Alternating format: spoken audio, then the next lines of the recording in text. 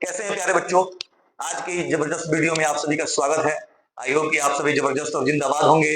और आज का जो टॉपिक है वो आपके एग्जामिनेशन पॉइंट ऑफ व्यू से इंपॉर्टेंट ही नहीं, महा इंपॉर्टेंट है। बहुत ही महत्वपूर्ण टॉपिक है और यहाँ से प्रश्न न आए ऐसा हो नहीं सकता है। आप क्वेश्चन बैंक या प्रीवियस ईयर क्वेश्चन जरूर उठा के देखेंगे।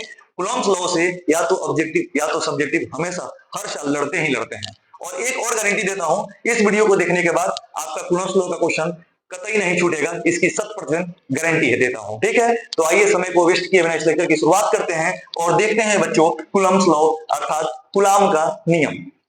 यह नियम आखिर क्या है? सबसे पहली बात हम ये जानते हैं कि यह नियम है क्या। तो दो बिंदु आवेशों के बीच, दो पॉइंट चार्ज के बीच लगने वाले बल के लिए एक कूलाम ने एक नियम का प्रतिपादन किया जिसे कूलाम का नियम कहते हैं। तो पहला ही प्रश्न यहां से बन सकता है कि कूलाम का नियम किससे संबंधित है? तो आवेशों के बीच लगने वाले बल से संबंधित है। बिल्कुल पहला क्वेश्चन बन सकता है कि कूलाम का नियम किससे संबंधित है। याद रखेंगे दोस्तों कि दोनों आवेशों के बीच लगने वाले बल से संबंधित है। कूलाम ने क्या कही थी वो सब बातों को ध्यान से देखते हैं।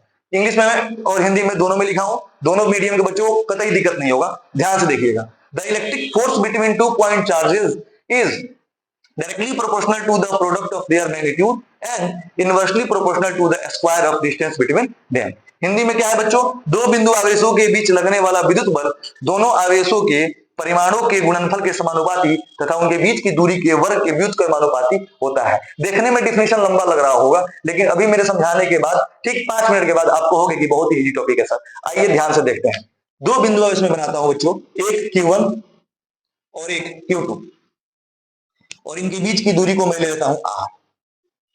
तो ध्यान देंगे, कूलाम ने कहा था कि ये दोनों आवेश एक दूसरे के ऊपर क्या लगाएंगे? बल लगाएंगे। वैसे हम जानते भी हैं कि आवेश एक दूसरे को क्या करते हैं? आकर्षण या प्रतिकर्षण बल लगाते हैं, अट्रैक्शन या रिपल्सन फोर्स लगाते हैं।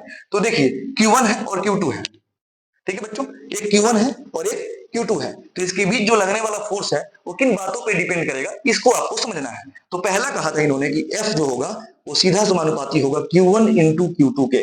इक्वेशन फर्स्ट मान लेते हैं, मतलब Q1 इंटू Q2 यानी दोनों आवेशों के परिमाणों के गुणनफल प्रोडक्ट, यानी इसको बढ़ाने पर इसका मान क्या होगा? बढ़ेगा।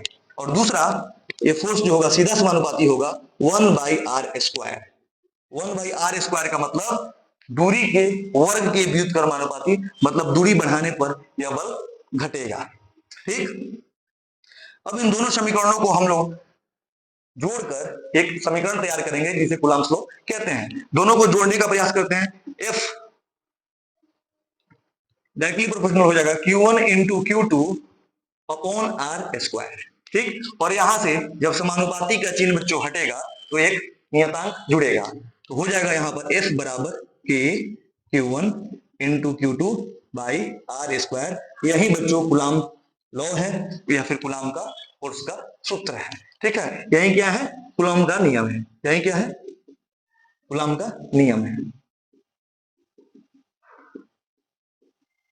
अब थोड़ी सी बात करेंगे हम लोग के पर, थोड़ी सी बात करेंगे हम लोग के पर। ठीक है, और इस पे बात करने से पहले एक बार और इसको हम लोग देख लेते हैं। देखिए ये जो लगने वाला बल होगा ये आवेशों के परिमाणों के गुणनफल के समानुपाती, मतलब अगर आवेश की मात्रा को आप बढ़ाओगे तो लगने वाला बल भी बढ़ेगा। जैसे 2 कूलाम का चार्ज है तो अगर 10 न्यूटन का बल लग रहा है, सपोज करना है, तो 4 कूलाम का चार्ज होगा तो 20 न्यूटन का बल लगेगा, मतलब बल बढ़ेगा, मतलब बल बढ़ेगा। और कैसे बढ़ेगा? तो Q1 इंटू Q2 गुना, Q1 इंटू Q2 गुना, माने दोनों के मात्रा के गुणनफल के समानुपाती होगा। मतलब ये 2 गुना और ये 2 गुना करते हैं तो लगने वाला बल 4 गुना हो जाएगा। ठीक है, क्योंकि 2 दूनी 4। और एक और बात, अगर हम लोग बीच की दूरी को बढ़ाते हैं, बीच की दूरी को बढ़ाते हैं तो लगने वाला बल घटेगा, और बीच की दूरी को कम करते हैं तो लगने वाला बल बढ़ेगा। इसी को आपको याद रखना है, क्योंकि यहां से ये प्रश्न बनते हैं कि यदि एक क्वेश्चन पूछता हूं आप लोगों से, यदि दो बिंदु आवेशों के बीच की दूरी को 2 गुना कर दें तो लगने वाला बल होगा, इसका आंसर क्या होगा बच्चों? 1/4 गुना। क्या हो जाएगा? 1/4 गुना। जिनको भी ये क्वेश्चन का जवाब पता था कमेंट बॉक्स में आंसर को जरूर लिखिएगा। F बराबर K Q1 into Q2 by R²। यह जो आपका बॉक्स में लिखा हुआ सूत्र है कई बार एग्जाम में डायरेक्ट पूछा गया है, अतः इसको आपको क्या रखना है? याद रखना है। थोड़ा सा हम लोग K भी देख लेते हैं कि आखिर यहाँ पर K क्या है दोस्तों। तो जो K है बच्चों यह है आपका कूलाम का नियतांक। क्या है? कूलाम का नियतांक। इसे कूलॉम्स कांस्टेंट भी कहा जाता है। इसका मान बड़ी एग्जाम में पूछा जाता है कि K की वैल्यू कितनी होती है। तो K की जो वैल्यू है वो होती है 1/4 pi epsilon not, 1/4 4 pi epsilon not होती है। और इसकी एक और वैल्यू होती है जो कि सॉल्व करने पे आती है 9 into 10 to the power 9 newton metre square पर कूलम्ब स्क्वायर। ठीक है, ये जितना भी मैं लिख रहा हूं एक एक लाइन समझिए आपकी ऑब्जेक्टिव है। क्या है? बिहार बोर्ड के लिए अमृत है, ये ऑब्जेक्टिव है। ठीक है, इसको आप लोग जरूर याद रखेंगे। एक और क्वेश्चन यहां से बनता है बच्चों कि ये जो एप्सिलॉन नॉट है इसको एप्सिलॉन नॉट पढ़ते हैं, जिसे वायु की विद्युतशीलता कहते हैं। वायु क्या कहते हैं? विद्युतशीलता कहते हैं। एप्सिलॉन नॉट का मान कितना होता है? एप्सिलॉन नॉट का जो मान है बच्चों 8.85 गुणे 10 का पावर -12 कूलम्ब स्क्वायर पर न्यूटन पर मीटर स्क्वायर होता है। इस सभी मान को आपको बिल्कुल याद रखना है। What is the value of epsilon not? 8.85 into 10 to the power -12 coulomb square पर न्यूटन पर मीटर स्क्वायर।